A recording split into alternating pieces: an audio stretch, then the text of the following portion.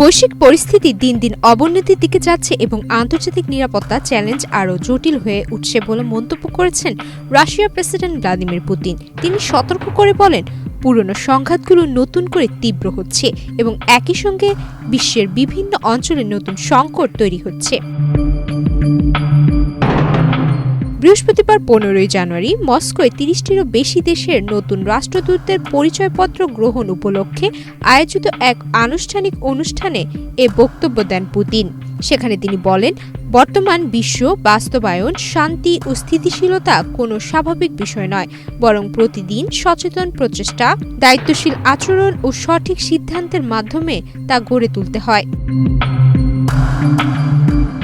Putin বলেন, আজকের দিনে কেউ অস্বীকার করতে পারবে না যে আন্তর্জাতিক পরিস্থিতি ক্রমেই খারাপের দিকে যাচ্ছে।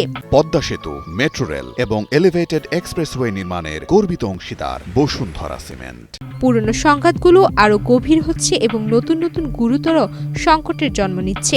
তার মতে, আন্তর্জাতিক সহযোগিতা ছাড়া মানবজাতির টেকসই উন্নয়ন ও সমৃদ্ধি সম্ভব নয়। রুশ প্রেসিডেন্ট অভিযোগ করেন, আধুনিক বিশ্বে কূটনীতি, সংলাপ ও সমঝোতার পরিবর্তে একতরফা ও ঝুঁকিপূর্ণ পদক্ষেপের প্রবণতা বাড়ছে, যা বৈশ্বিক স্থিতিশীলতার জন্য হুমকি। তিনি বলেন, আমরা এমন একটি বাস্তবতার মুখোমুখি হচ্ছি যেখানে বল প্রয়োগ ও চাপ প্রয়োগই অনেকের কাছে নীতির বিকল্প হয়ে উঠেছে। পুতিন আরও বলেন, বিশ্বের বহু দেশ আজ তাদের সার্বভৌম অধিকার লঙ্ঘনের শিকার হচ্ছে। অনেক রাষ্ট্র শৃঙ্খলা ও আইনহীনতার মধ্যে পড়ছে এবং নিজেদের নিরাপত্তা নিশ্চিত করার মতো প্রয়োজনীয় শক্তি ও সম্পদের অভাবে ভুগছে।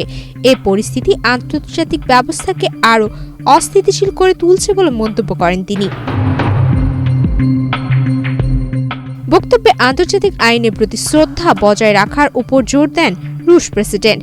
একই সঙ্গে তিনি বৈশ্বিক সম্প্রদায়ের সব সদস্যকে একটি ন্যায়সঙ্গত, ভারসাম্যপূর্ণ ও বহুমুখী বিশ্ব ব্যবস্থা গড়ে তোলার আহ্বান জানান।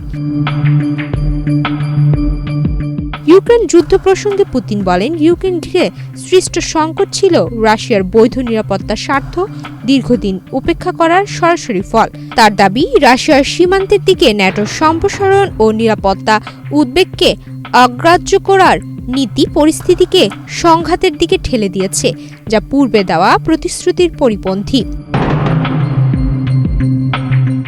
তবে একই সঙ্গে ইউক্রেনে দীর্ঘস্থায়ী ও টেকসই শান্তি প্রতিষ্ঠার বিষয়ে রাশিয়ার অঙ্গীকার পুনর্ব্যক্ত করেন পুতিন। তিনি বলেন, পারস্পরিক সম্মান, নিরাপত্তা, ভারসাম্য এবং আন্তর্জাতিক আইনের ভিত্তিতে বৈশ্বিক শান্তি নিশ্চিত করা সম্ভব। সুমাইয়া মিতু, বাংলাদেশ প্রতিদিন।